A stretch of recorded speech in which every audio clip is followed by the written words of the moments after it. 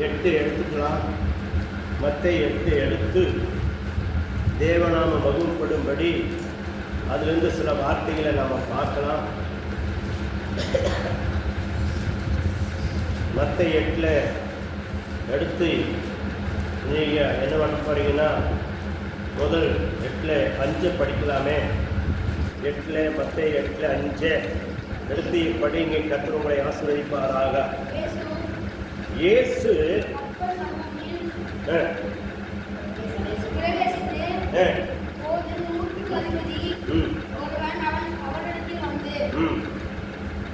என்ன பண்ணாருல, 100க்கு அதிபதி அவரிடத்துல வந்து சரி. அடுத்தது அதுல பாருங்க, வந்து அப்படிங்கிறது அவனுடைய விசுவாசத்தை பற்றி நான் உங்களுக்கு சொல்லித்தாரு. அவனுடைய விசுவாசம் எவ்வளோ பெரியது அப்படிங்கிறத நம்ம புரிஞ்சுக்கிறதுக்காக இன்னைக்கு அந்த வசனத்தை நாம் எடுக்கலான்னு சொல்லி ஒரு ஆர்வத்தோட அந்த 100க்கு அதிபதி எதிர்நிலை அவன் விசுவாசத்தில் வல்லவனானான், அவன் எப்படி கர்த்தர் வழிநடத்தினார் அப்படிங்கிறத பற்றி நம்ம பார்க்க போகிறோம். அந்த 100க்கு அதிபதியுடைய வார்த்தையை தேவன் எப்படி வெற்றி கொண்டார், அவனை எப்படி நடத்தினார், அந்த 100க்கு அதிபதியுடைய காரியங்களை கர்த்தர் எப்படி முன்னார் அப்படிங்கிறத பற்றி நம்ம பார்க்க போகிறோம். இப்போ நாம் எதை படித்தோம்? 8 5 படித்தோம் இல்லையா? அவன் விசுவாசத்தில் அவன் எப்படின்னா, ஒரு விசுவாசத்தை பெறணும்னு சொல்ல முடியாது, ஆனால் அவன் ஒரு நம்பிக்கை அவனது ஒரு பெருசாக இருக்குது. இவன் மழை போல நம்புகிறான்.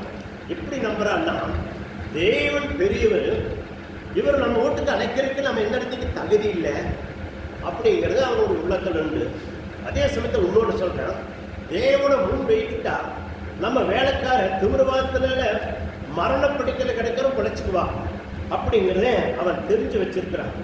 அதனால அவன் என்ன சொல்றான்னா, பாருங்க, மத்தேயு 6:33 படிங்க. 6:33 முதலாவது தேவனுடைய ராஜ்யத்தையும் அவருடைய நீதியும் தேடுங்கள், அப்பொழுது இவைகள் எல்லாம் கூட கொடுக்கப்படும். பார்த்தீங்களா, அவன் என்னை கண்டு வச்சிருக்கான் பாருங்க. 100க்கு அதிபதி அவன் தெய்வத்தை பற்றி அவன் என்ன பண்ணான், இஸ்ரவேல் ஜனங்களுக்குள்ள கூட அவ்வளோ விசுவாசம் இல்லை அப்படிங்கிற அளவுக்கு அவன் என்ன பண்ண கண்டு வச்சிருக்கிறான். எப்படி கண்டு வச்சிருக்கான்னா, முதல் தேவனிடத்துல நம்ம காரியத்தை சொன்னா அந்த காரியம் நிறைவேறும் அப்படி தெரிஞ்சதுனால அவன் முதல் தேவனிடத்துக்கு என்ன பண்ணா, அதையே தெரியப்படுத்துறான். தெரியப்படுத்துறோன்னு சொல்ல என்ன பண்றாங்கன்னு பார்க்கலாம். அதுலயே 8 6 படிக்கலாமே. மத்தேயு 8 6 என்னோன்ற அவன் கொடிய வேதனைப்படுகிறான். எப்படி படுகிறான்? அவன் கொடிய வேதனைப்படுகிறான். எதனால? தும்முருவாதத்தினால அவன் எப்படி படுத்திருக்கான்? மரண படுக்கையில கொடிய வேதனையோட படுத்திருக்கிறான். இப்ப இந்த வேதனை இங்க இருக்கான் என்ன செஞ்சிருக்கிறான், தேவனிடத்துல போறாப்புல, தேவனிடத்துல தரிசிக்கலாம் சொல்லி பார்க்கிறாப்புல, தேவனிடத்துல கேட்கிறார், தேவனிடத்துல சொல்றாப்புல, சொல்லிட்டு ஆண்டவராக இயேசு கிறிஸ்து கேட்கிறாரு, நான் உன்னுடைய இடத்துல நான் வந்து உன் வீட்டுக்கு வந்து உனக்கு சுகமாகட்டா, அவனுக்கு சுகத்தை கொடுக்கட்டுமா என்று சொல்லி வானத்தை பூமி படைத்த தேவன் அவன் இடத்துல பதில் கேட்கிறார். அதுக்கு அவன் என்ன சொல்றான்னு பார்க்கலாமே. அதில் 8 படிங்க.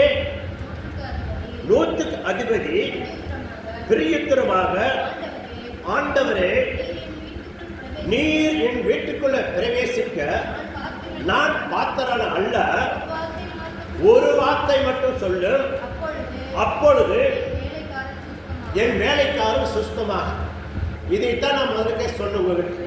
ஒரு வீட்டுக்குள்ள போனா எந்த இடத்துக்கு ஜபம் வச்சுட்டு எதோட நிக்கணும், எங்க போகணும், எங்க வரணும், அவங்களோட மனசை புண்படுத்தாதபடி நடந்து கொண்டு சொன்னேன். ஏன் அவ பாருங்க, ஒரு அந்த நாட்டுக்கு 100க்கு அதிபதி ராஜாவே. அந்த ராஜாவே என்ன சொல்ற, தேவன் 100க்கு 100 தெய்வமாவும் இருக்கிறாரு, 100க்கு 100 மனுஷனமா இருக்கிறாரு. அந்த தெய்வத்தை பார்த்து சொல்ற வார்த்தை பாருங்க, நீங்க ஒரு வார்த்தை சொல்லுங்க, என் வேலைக்காரன் என்ன பண்ணுவேன், பிழைத்திருவான் அப்படிங்கிறாங்க. அதே போல நம்ம வீட்டுக்கு போகும்போது, வீட்டுக்கு ஜபத்துக்கு போகும்போது நிறைய ஜபத்தை கலைத்திருக்கிறார்கள். அந்த வீட்டில் ஒரு பெரிய ஒரு அற்புதம் நடக்கணும், ஒரு அதிசயம் நடக்கணும். அதுக்காக தான் வாரம் வாரம் புதன்கிழமை மணிக்கு ஒரு வீட்டில் ஜெபிக்க சொல்லி இருக்கிறாங்க. இந்த ஜபத்தை ஏற்படுத்துறது நல்லது. அப்ப நாம போகும்போது என்ன பண்ணக்கூடாது, ஒரு வீட்டில் இதையும் கொடுப்பாங்க அதை கொடுக்குவாங்க சொல்லி விச்சித்து போகக்கூடாது. அதே போல நாம போற காரியம் எடுத்துனா ஜபத்துக்கு அங்க போனோடனே இந்த இடத்துல உட்கார வச்சுட்டாங்களோ சரி கவலைப்படுறதுக்காக போகக்கூடாது. நம்ம போனோடனே அவங்க எங்க நம்மளை உட்கார வைத்து ஜெபின்னு சொல்றாங்களோ அங்க நம்ம ஜெபிக்கணும். பாருங்க, இந்த 100 எப்படி சொன்ன அதே போலதான் நம்ம அந்த எண்ணங்கள் வந்துடணும். அந்த எண்ணத்தோட அவையிலே கூப்பிட்ட கூட இல்லையே நான் வந்திருக்கிறேன், நான் வந்தது ஜபத்துக்காக, நான் ஜெபிக்கிறேன், உங்களுக்காக பாரம் எடுக்கிறேன், உங்களுக்காக நான் உத்தரவாதம் எடுக்கிறேன், இந்த இடத்துக்கு நாங்கள் ஜெபிக்க வந்திருக்கிறோம், நீங்க இருக்கிற வேலையை நீங்க செய்யுங்க அப்படி சொல்லி போட்டு நீங்களும் கொஞ்சம் நேரத்தில் முடிச்சுட்டு எங்களோட உட்கார்ந்துருந்தா ஆகுங்களே அடாடா அப்படி சொல்லி போட்டு அவங்க சிரிச்ச முகத்தோட சொல்லணும் இல்லையா? சொல்லிட்டு நம்ம உட்காரும் போது தேவனாய் கர்த்தர் செய்வாராக. அதிக குறிப்பிட்டு கேட்பாரு, கேட்டு நினைப்பாரு. 100 சொன்ன மாதிரியே இவங்களுடைய எண்ணங்கள் அப்படி இருக்கிறதே, இவங்களும் அது என்னால இவங்களுக்குள்ள இருக்கிற பிரச்சனையை நான் தீர்ப்பேன் அப்படிங்கிற எண்ணம் தேவைக்கு வந்துவிடும் இல்லையா? இந்த காரியங்கள் எல்லாம் நம்மளுக்கு நிறைய தேவை. அப்போ ஒரு எங்க போனாலும் நம்ம என்ன பண்ணணும், கடற்கடன்னு போயிடணும். உள்ளுக்கு திடீர்னு போயிடக்கூடாது. ஒரு இடத்துல முள்ளு கிடக்கு, ஒரு இடத்துல கல்லு கிடக்கு, ஒரு இடத்துல என்னங்க ஆணிகள் கிடக்கு, கணக்கு நேரத்து காலை வச்சிருக்கூடாது. அப்படின்னு என்ன அர்த்தம், ஒரு வீட்டில் சில காரியங்கள் இருக்கு, அதனால நம்ம திடீர்னு போய் எதையும் என்ன பண்ணக்கூடாது, அப்படியே நிரந்தரம் சடச்சன்னு போய் ஏறி இருக்கக்கூடாது. நாம் அதனால குறிப்பிட்ட இடத்துல நிற்கணும். நாம போன காரியத்துக்கு ஜெபிக்கணும். ஜெபிக்கும் போது அங்க இருக்கிற முழுக்களோ கல்களோ அங்க இருக்கிற பிரச்சனையோ உடைக்காலே அடுக்கிற வந்து என்ன சொல்லுவாங்க, நீங்க அன்னைக்கு வந்து ஜபம் பண்ணீங்க, என் வீட்டில் இப்படி பிரச்சனைகள் எல்லாம் கண்டு போச்சு, இன்னொருக்கு வாங்கன்னு சொல்லணும் இல்லையா? சொல்ல வைக்கணும். அப்போ சொல்ல வைக்கிறதுக்கு என்ன செய்யணும்னா நம்ம போகும்போது ஜெபிக்கணும். சாக்கு போக்க சொல்லிட்டு நாங்கள் போலீங்க, இதுக்கு போலீங்க, எனக்கு இப்படிங்க அப்படிங்கன்னு சொன்னால் ஆண்டவர் பார்ப்பாரு. அப்படியா அப்படின்னு சொல்லி சாக்கு போக்க சொல்லணும். அந்த 100 சாக்கு போக்கே சொல்லலை. அவன் என்ன சொன்னேன், என் வீட்டுக்கு வருகிறதுக்கு நான் தகுதி இல்லாத பாத்திரம் தான் சொன்னான வழியா, நான் தகுதியுள்ள பாத்திரம் தான் சொல்லவில்லை. அதனால வீட்டுக்கு வரக்கூட உங்க வார்த்தை இருக்குதே, அந்த வார்த்தை மட்டும் சொல்லுங்க.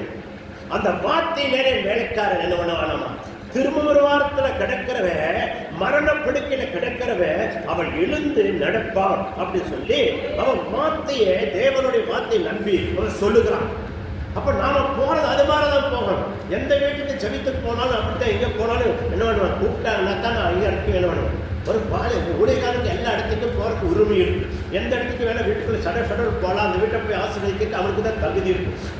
நானே என்ன சிந்திப்பேன், அவங்களுடைய உள்ள கூப்பிடுதா, அவங்க அந்த இடத்துக்கு வந்து இதெல்லாம் பாருங்க, ஜெபம் பண்ணுங்க, இதெல்லாம் தொட்டு ஜெபம் பண்ணி சொல்லுவாங்களா அப்படிப்பாங்க.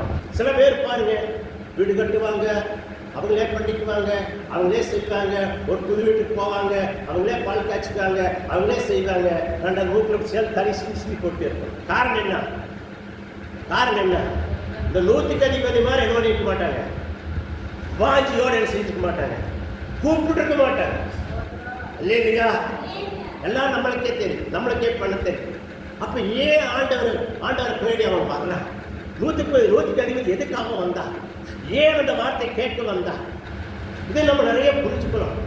அப்ப எந்த காரியம் இருந்தாலும் தேவாலயத்தில் வந்து நாம இன்னொன்று ஆலோசனை கேட்கணும். ஊழியரை கூப்பிட்டு உட்கார்ந்து பேசி, ஐயா இதுக்கு இப்படி இருக்குது, என்ன பண்ணாலும் கேட்கணும். கேட்டு நீங்க ஒரு பொருள் வாங்கினா அந்த பொருளுக்கு என்ன செய்யணும், முதல்ல ஊழியரை கூப்பிட்டு அது மேல கை வச்சு ஜெபிக்க வைக்கணும் இல்லையா?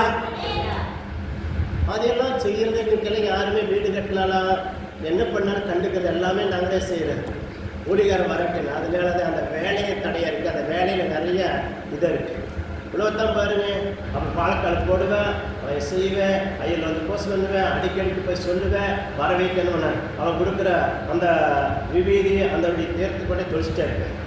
நம்மளுக்கு பாருங்க, அன்னைக்கு கூப்பிட்டு சொல்லுவாங்க, அதோட சரி கூப்பிடப்பட மாட்டாங்க. ஃபாஸ்ட் வந்து நம்ம அவங்க விபீதி தேர்த்து கொடுத்துட்றாங்க. நம்மளுக்கு கூப்பிட்டு ஃபாஸ்ட் வந்து ஐயோ ஜம் பண்ணிட்டு போவாங்க, சொல்லப்பட மாட்டாங்க. இந்த வேலை இந்த அளவுக்கு ஆயிருக்கு, இந்த அளவுக்கு ஆயிருக்கு சொல்லப்பட மாட்டாங்க. இப்போ நான் நினைப்பேன், இங்கெல்லாம் நம்பாமே ஞானிகோ அப்படின்னு சொல்லி நான் நினச்சிக்கிறேன் இல்லையா? ஆமாம், நாங்களே வீடு கட்டுமா, அப்போவே நான் சுவிசேஷன்.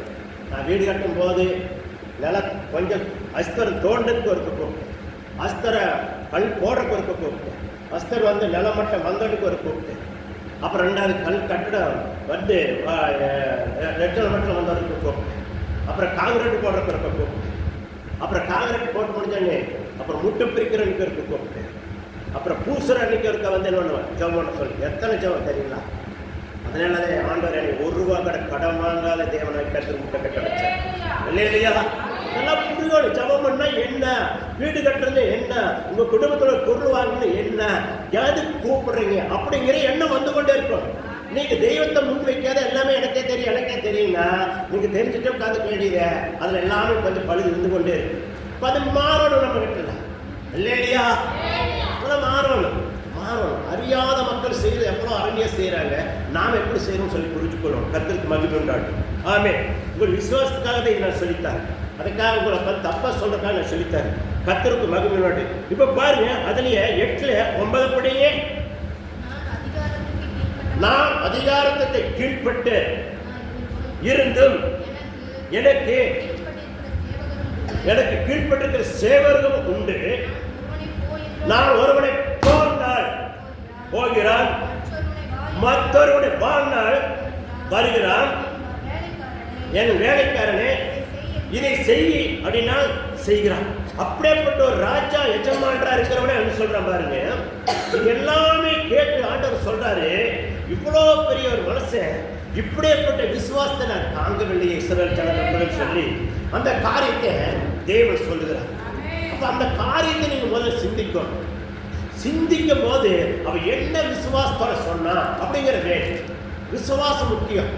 நான் ஏன் தடவை கூப்பிட்டேன் இந்த மாதிரி சொன்னேன் அப்படின்னா ஏன் அந்த மாதிரி பண்ணணும், நாங்கள் சுவீட்டு பண்ணதெல்லாம் செய்வோம் அப்படியெல்லாம் பண்ணு சொன்னோம். அதெல்லாம் செய்ததுனால தான் கர்த்தர் வஸ்திராருங்கிறது. எங்களுடைய பக்தி எப்படி, நாங்கள் வைராக்கிய பக்தி ஊழியக்காரன்னா நாங்கள் தெய்வத்துக்கு சம்மாத்தை என்னைக்கு வரைக்கும் நினைக்கிறோம். எங்களுக்கு மேலே இருக்கிற குருநாதர்கள் நாங்கள் தெய்வத்துக்கு சம்மா தான் மதிக்கிறோம். அந்த எண்ணங்கள் உங்களுக்கு வந்துடும். அந்த எண்ணங்கள் வரும்போது உங்களை கர்த்தர் என்ன பண்ணுங்க, உங்களே வஸ்துவார். அல்லேலூயா. இயேசுநாதரே சொல்றாரு, நீ ஒரு தலைவனாக என்ன செய்யணும், அவனுடைய பாதரட்சியை சுமக்க கடவுள் சொல்லிட்டார். சொன்னாரு இயேசுநாதர் சொன்னாரு, அது மட்டும் சொல்லுங்க.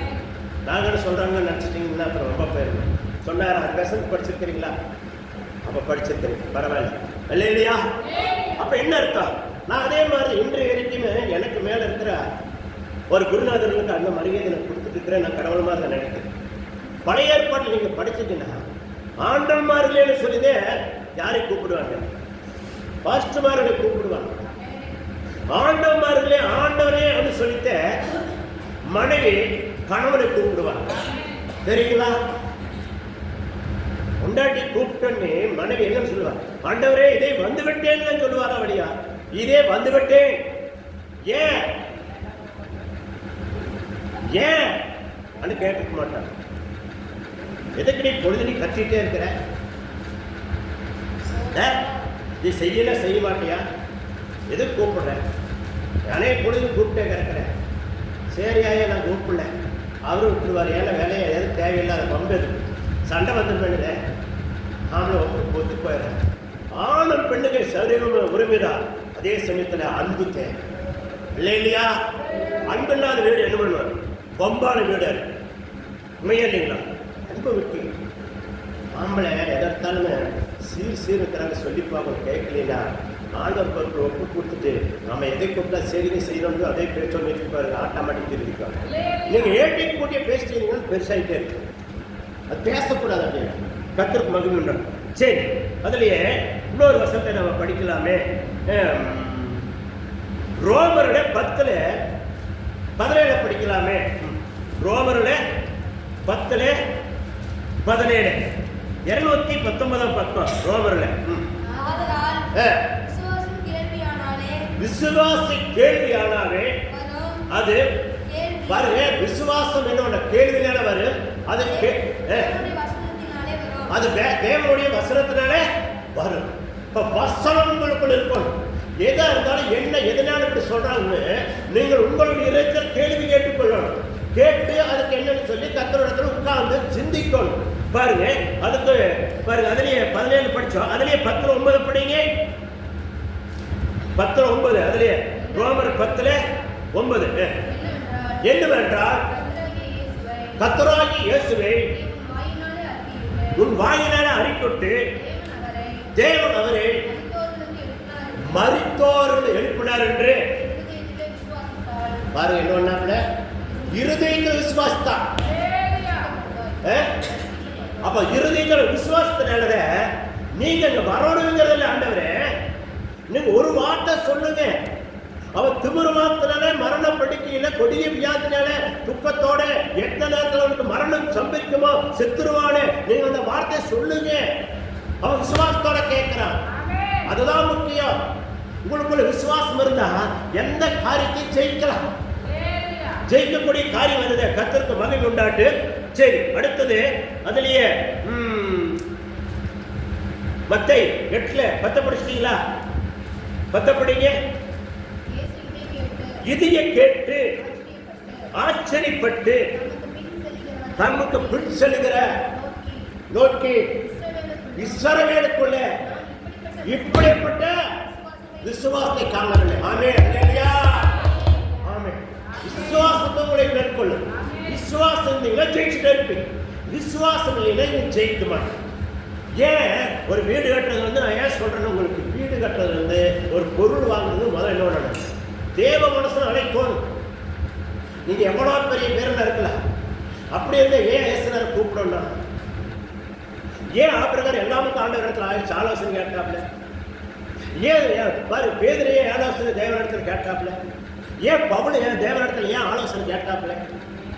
நம்ம முன்பதாக பாருங்க, எல்லாம் குருநாதர்கள் எல்லாரும் என்ன பண்றாங்க, ஒருத்தருக்கு ஒருத்தர் கேட்பாங்க, ஆலோசனை கேட்பாங்க. பாஸ்டர்கள் ஒருத்தருக்கு ஒருத்தர் ஆலோசனை கேட்டு தான் தருவாங்க. நம்ம விசுவாசத்தை எல்லாமே பாஸ்ட் வராட்டியில் நாங்களே பண்ணிக்கலாம், நாங்களே செஞ்சுருக்கோம். அப்போ செஞ்சுட்டே இருந்து வர்றாங்க, பண்ணிகிட்டே இருப்பார், கேட்டுகிட்டே இருப்பார். நீ கடன் வாங்கி செய்யணும் ஆசையோடு இருக்கிற அதெல்லாம் செஞ்சுட்டே இருக்கு. கடன் இல்லாத நீ வாங்கணும். எங்கள் லட்சம் வீடு கட்டும்போது 1000 ரூபாய் வந்து கமிஷனர் வீடு ஆர்டர் வாங்கிட்டு கவர்மெண்ட் வீடு வாங்கிட்டு போயிட்டாங்க. வெறுமையில தான் முளம் போட்டோம். ஆனால் 1 ரூபா கூட கடன் இல்லாத வீடு மேலே நாங்கள் கொடுத்த மேலே எக்ஸ்ட்ரா ரூம் போட்டு ஹால் எல்லாமே கட்டி முடிச்சோம். இல்லையா? ஏன் அந்த வீட்டு கட்டி தொடர்ந்து என்ன செஞ்சோம்? ஒவ்வொன்றுக்கும் என்ன ஒன்று பரிசுத்தவானை அழைத்து அழைத்து அழைத்து ஜபம் வச்சோம். தெரியுமா? ஜபந்தையே முக்கியம். பாஸ்ட் வந்து வாங்க 100 ரூபா இருக்கணும், 200 ரூபா இருக்கணும். இன்னைக்கெல்லாம் சம்பாதனை இதெல்லாம் 1000 ரூபா கொடுக்குறோம். அன்றைக்கெல்லாம் எவ்வளோ சம்பளம் தெரியுங்களா? எனக்கு 6 நாளைக்கு போனால் 300 ரூபா கிடைக்கும். அவர் வந்துட்டு போனால் நான் 500 ரூபாய்க்கு அனுப்பிடுவேன். சரிங்களா? ஒரு வாரம் சம்பளத்துக்கு மேலே கொடுப்பேன். இன்னைக்கு எந்த உனக்கு 100 ரூபா கொடுக்குறதுக்கு தடுமாறுறேன். ஏன் காசுக்கு கொடுக்குறது அங்களா கொடுக்க மனசு இல்லை. ஆமே இருக்குது, கொடுக்க மனசு இல்லை. அதனால ஆண்டவர் சொல்றாரு, எங்கிட்ட இருக்குது உன்னை ஒழித்த மனசு இல்லை. அப்புறம் ஆமா, நம்ம பாளையங்கோட்டை நம்ம என்ன அவர் பேர், நல்ல பேரு ரத்தனபாய் மகன் சொன்ன மாதிரி இருக்குது, கொடுக்க மனசு இல்லை. கொடுக்க மனசு இல்லை, அதனால நீ அப்படியே இருக்கிற. கடவுள் அதனால பார்க்கிறாரு, நீ கொடுக்காதனால நீ அப்படியே இருக்கிற. அவர் பேசும்போது பார்க்கணும். அவர் காப்பி அடிச்சுட்டு நான் பேசல, நான் பேசுறது என்ன அந்த நேரத்தில் அந்த வாசம் அவங்க சொன்னது வாயிலே ரிஸ்கில் வந்து சொல்லிட்டேன். அவ்வளோதான். இல்லையா? புரியுதுங்களா? இப்போ நீங்களே நீ புரிஞ்சுக்கணும், கற்றுருக்கணும் அப்படின்னு. சரி, அதில் 10 அந்த 8 11 படிச்சிட்டிங்களா? படிங்க.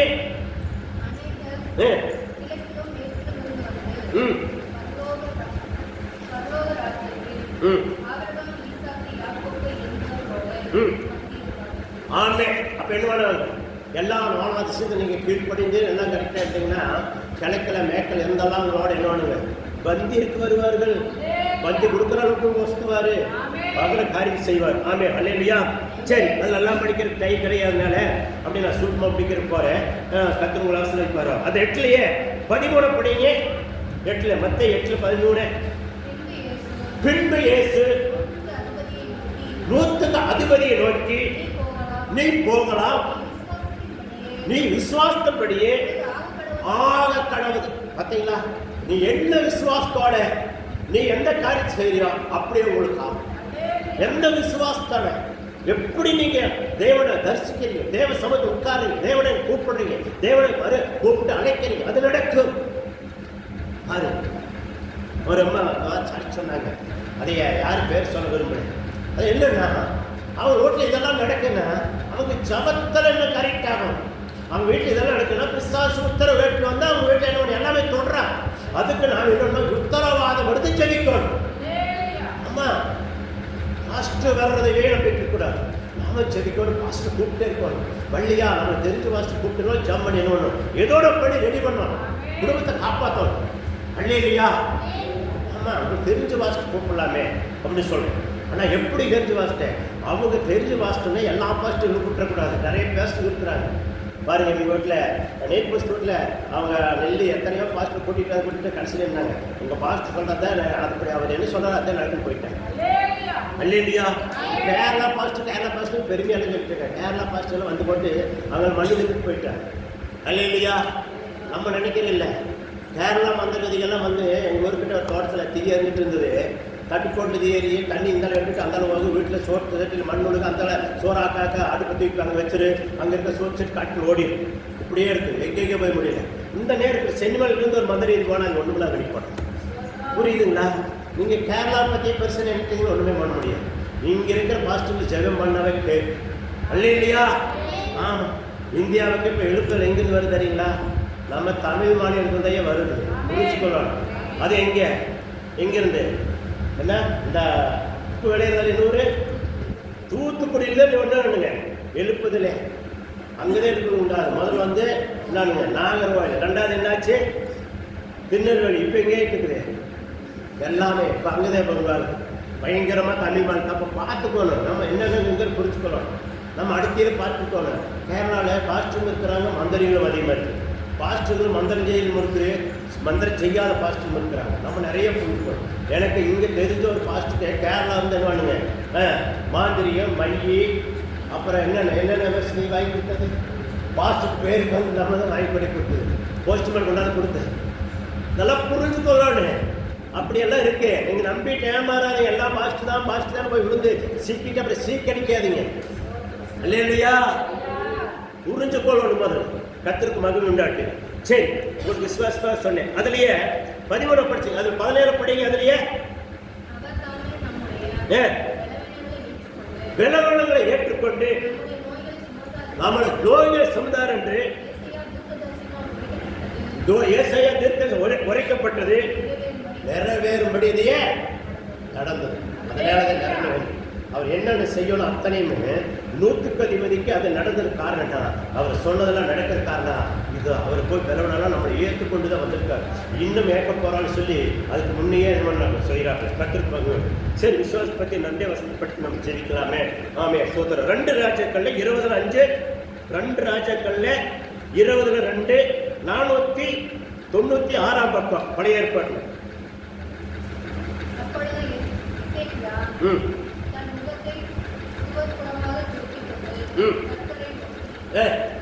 பாருங்க, அவன் என்ன பண்ணா அப்படிங்க சுவரப்பருமா திருப்பி கொண்டு கர்த்தரை நோக்கி விண்ணப்பம் செய்தான். அதே மாதிரிதான் அவன் என்ன செஞ்சான்?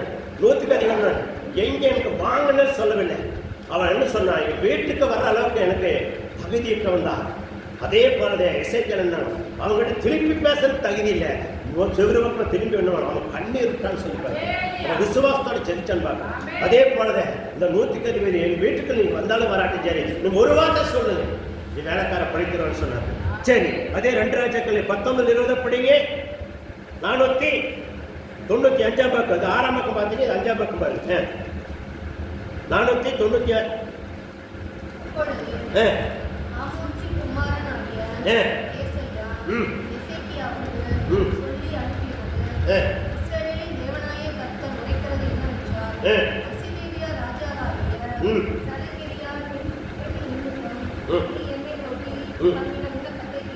விண்ணப்பத்தை கேட்டேன். இதையா நீங்க செய்யற விண்ணப்பம் முதல்ல கேட்கணும். 100க்கு அதிபதி கேட்டதுனால இஸ்ரவேலுக்கு கேட்டது போல உங்களுடைய விண்ணப்பம் கேட்கப்படும். விண்ணப்பம் கேட்கப்பட்டாச்சுன்னா உங்க காரியங்கள் எல்லாம் நிறைவேறும். நான் அப்படி சாட்சி சொன்னேன். எங்களுக்கு விரோதமாக செய்த ஒரு மந்திரிகள் என்னாச்சு, நெஞ்சுவலி வந்துடுச்சு. நினைவே கூப்பிட்டு வந்து வீட்டில் வந்து அப்போல்லாம் சைக்கிள் தான் பெற்று சைக்கிள் வந்து வீட்டிலே வந்து சாட்சி சொல்லி கூப்பிட்டு போய் வர சொல்லிட்டு போய் சொன்னார். பேரெல்லாம் சொன்னேன். ஏன் சொன்னதா, அப்போ அந்த ஆள் இன்றைக்கி என்ன இன்னும் இளம் வயசு எனக்கு கூட ரொம்ப இளம் வயசு தான் இறந்துட்டார். நானும் பார்த்துட்டேன். எனக்கு விரோதமாக செய்கிறாங்கன்னு நான் நினைக்கிறதில்ல, எனக்கு செய்கிற விரோதமாக ஏசப்பாவுக்கு செய்கிறான்னு நினைக்கிறேன். எனக்கு விரோதம் நெருப்பறைகளுக்கெல்லாம் ஏதோ ஒன்று ஆயிரம் நான் பயந்துக்கிறது. அதனால நான் இவங்க பார்த்து எதுவுமே சொல்கிறதில்ல, பயந்துக்கிறது. எதனால ஏதோ ஒன்று ஆயிடுவாங்களோ பயந்துட்டு ஜெபம் பண்ணேன். ஆராய்ச்சி கண்டதே அவங்க ரட்சிக்கப்படணும், அவங்க காப்பாற்றப்படணும், அவங்க தப்ப வைக்கப்படணும். இதையே தான் சொல்லுவேன். ஏன்னா ஏதோ ஒன்று ஆனே நம்மளுக்கு அது என்ன புண்ணியம். அந்த ஆத்மா திருப்பி ரட்சிக்கப்பட்டு தேவனை சொல்லுதுன்னா அது நமக்கு லாபம். அவங்க வந்து காணி கொடுத்தா அதெல்லாம் ஆகும். அவங்க ரட்சிக்கப்பட்ட பரலோகத்தில் அவங்க ஆத்மா பரலோகம் போகும்போது தெய்வத்துக்கு லாபம். நான் அப்படித்தான் நினைப்பேன். புரியுதுங்களா? அதனால் தயவுசெய்து ஒருத்தருக்கு என்ன பண்ணணும், நல்லா சொன்ன கதையை சத்தியத்தை கேட்டு அப்படி நடங்க. நூற்றுக்கு அதிபதியுடைய விசுவாசத்தை நீங்கள் கொண்டாங்க. எஸ்ஐக்களுடைய ஆண்டவருடைய விசுவாசத்தை நீங்கள் கொண்டாங்க. விசுவாசத்தில் வல்லவனானீங்கன்னா கர்த்தர் உண்மையாலுமே உங்களை ஆசீர்வதிப்பார். இந்த வார்த்தை அதோட நான் நிறைவு பண்ணுற கர்த்தர் உங்களை ஆசீர்வதிப்பார். ஆமே. எல்லாம் தலையில் ஜெபிக்கலாமே.